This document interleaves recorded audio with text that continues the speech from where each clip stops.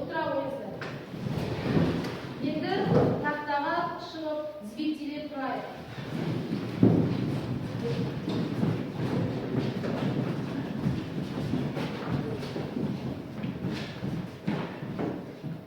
Отыра қойып.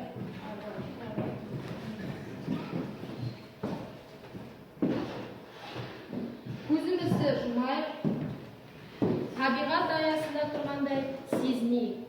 Күн тамаша, күн сәулесі шуақ шашып тұр. Алғашында бәрі жақсы болып көрінгенмен кенеттен жел болды.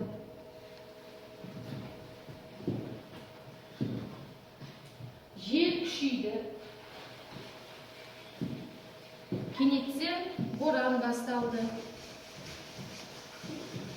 Сәлден соң жаңбыр сіркірей бастады. Бір кезде бәрі басылды. Күн жарқырап ашылып, шуағын шашты. Көзімізді ашайық, бір-бір бізге күлімдеп қарап.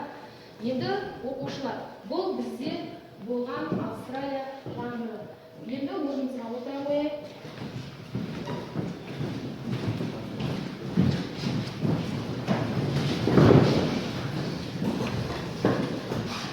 Осы жаттығу жасау барысында кім айтып еді?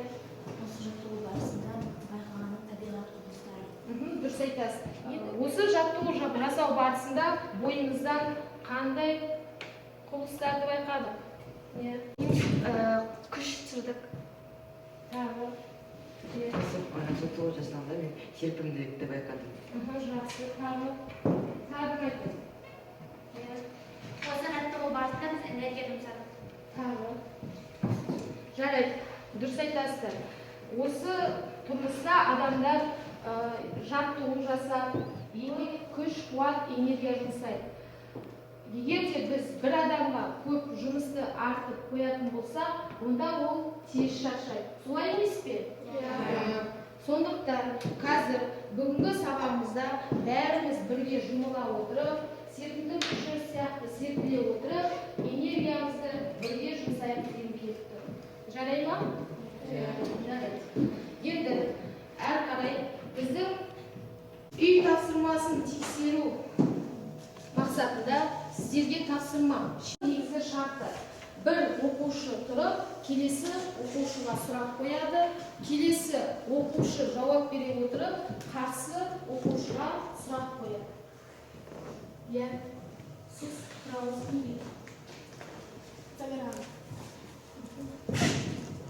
Деформация дегеніміз не? Ол дене пішінінің немесе салмағын өзгерту. Келесі.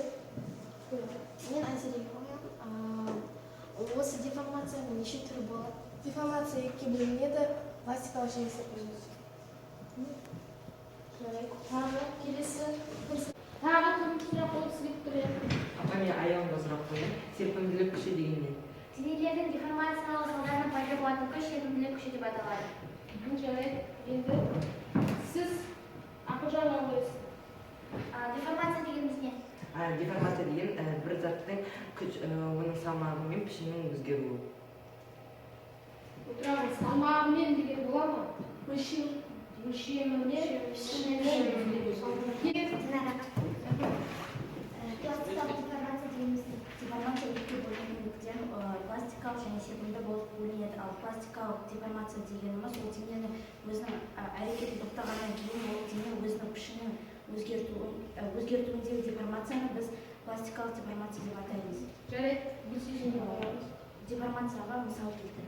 Деформацияға мысалы адамның омыртқасын алайық. Омыртқа бұл егер де адам кішкентай кезінен дұрыстап омыртқасын күтпесе, онда өскенде ол қисық болып өседі. Яғни ол денсаулыққа өте зиян. Жарайды, отырамыз. Енді біздің сабағымыздың келесі бөлімі алдарыңызда адасқан әріптер бар. Осы әріптерден біз сөйлем сөз айтамыз. Бұл жерде серпімділік күші және бүк заңы. Дұрыс айтады. Серпімділік күші бүк заңы. Енді серпімділік күші бүк заңы. Бұл бүгінгі өтетін жаңа тақырып.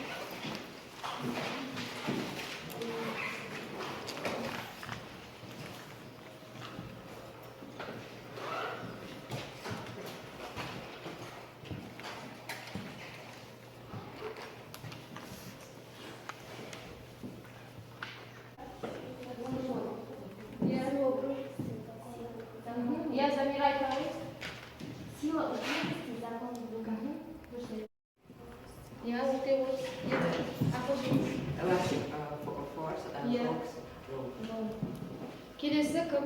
Ерлан өте қойыңыз. Кукс па, кукс.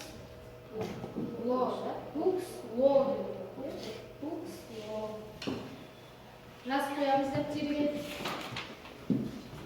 Эластик фос, кукс, ло.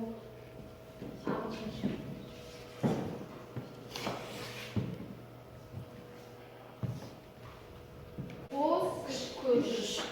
Кукс деген адамның аты. Кук, ло деген заң. Әрі қарай. Келесі. Енді оқулықты ашамыз. Оқулықтағы гук заңы тақырыбын ашып, бірінші мәтінмен жұмыс жасаймыз.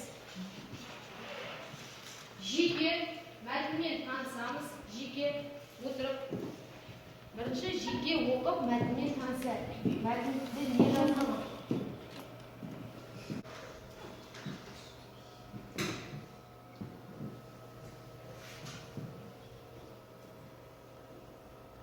Қасымыздағы көршімізбен осы тақырыпты талдайық.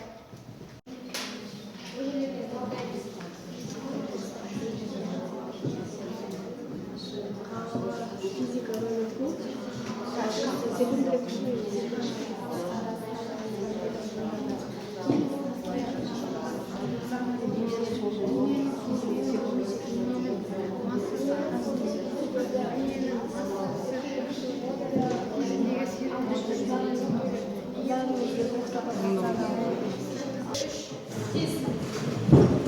Енді оқушылар осы жұппен талқылаған тапсырманы топпен талдай қойып. Топпен пікірлесіп отырып.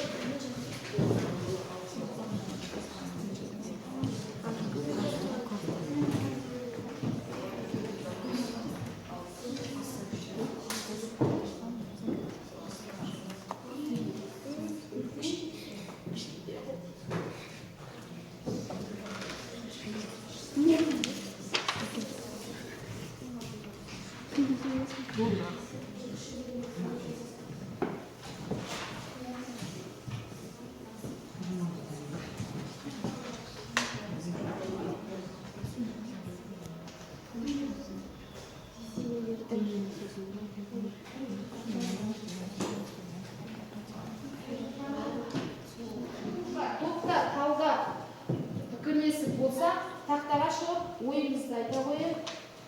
Бірінші, иә?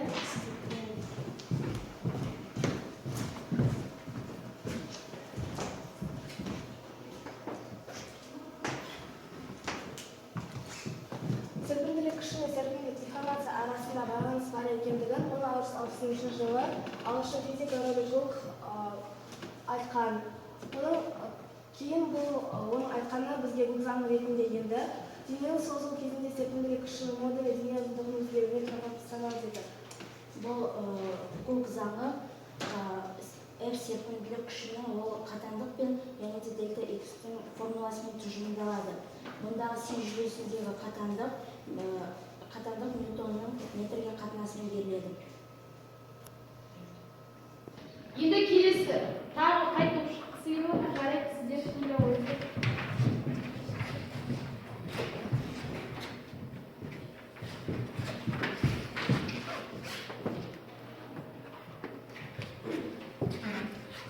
Серпімділік күші дегеніміз денелердің деформациясы салдарынан пайда болатын күш серпімділік күші дейміз. Осы Гук заңын ашқан ол ағылшын физигі Роберт Гук болып табылады. Ол кейінірек бізге Гук заңы деп енгізілген карпо етілген дельта X. Біз осы мысалды қарастырып көрейік. Серіппеге денені ілген уақытта серіппе созыла бастайды. Бұны біз F2 бөлінген F3 ол тең болады 2F. Енді оқушылар, келесі тапсырма біліміңді сынап көр. Бұнда тәжірибе жасаймыз. Тапсырма серіппенің қатаңдығын барысы тақтада түсіріп, осы жұмыстың барысы арқылы тәжірибені жасаймыз.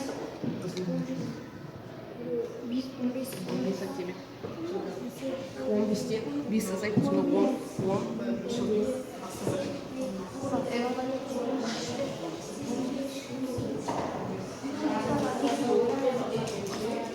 Аударма жасап қойын да иә.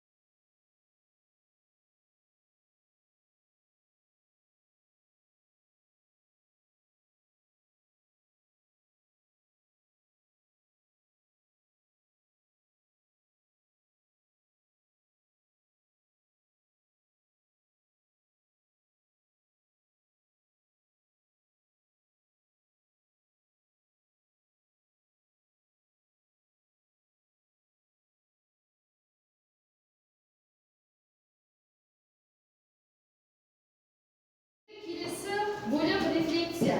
Сіздерге жаңа тақырып бойынша өтілген сұрақтар беріліп тұр. Осы тақырыпты меңгерген соң мен білмеймін, нені білмейміз әлі. Білмейтін жеріміз бар ма? Жоқ. Келесі білем, нені білдік? Кім айтшы? Осы серпімдік күшіне байланысты заттар мен күші мен өлшемдердің өзгеретіндігі. Тағы.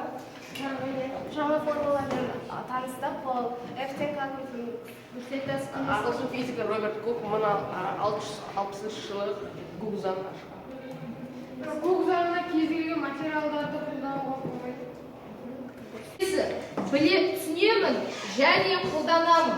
Осы серпімдік күші, деформация, Гук заңын қалай түсіндіңіздер және тұрмыста оны қалай қолданамыз? Қай жерлерде қолданылады? Эспандер бұл деген осыны қолдансақ өзіміздің босып кетуіміз қатаяды.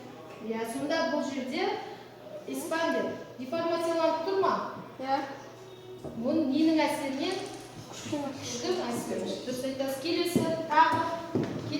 Бұл қолданбалы ресурс резеңке деформацияланатын зат және бұл арқылы біз әріптерді, үйлерді, фигураларды сала аламыз. Құрал негізінде деформацияға байланысты жасалынған.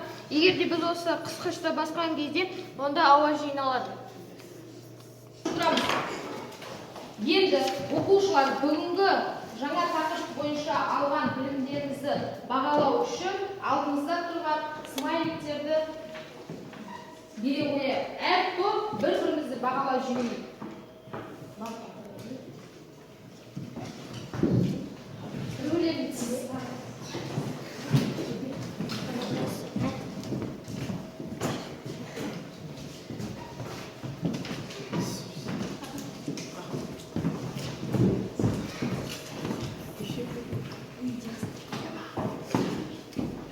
Жазып қояйық. 19-шы тақырып жаттығу 3-5. Енді тәжірибе көмегімен резеңке таспаның қатаңдығын қалай болсыздар? Сау болыңыз. Сау болыңыз.